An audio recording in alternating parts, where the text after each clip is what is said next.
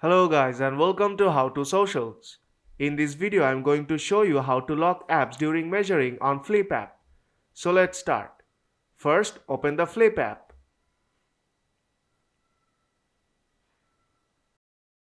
Now tap on three dots on bottom right corner. Then tap on settings icon on top right corner.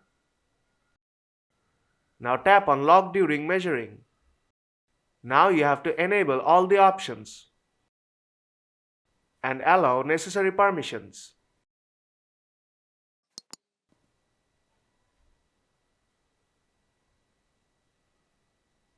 Enable lock during measuring and accessibility. Now tap on install services and turn on Flip. Then tap allow.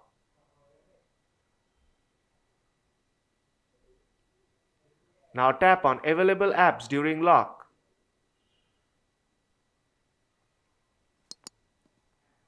It will take a few moments to load all the apps on your phone. Now tap to select the apps you want to lock during measuring.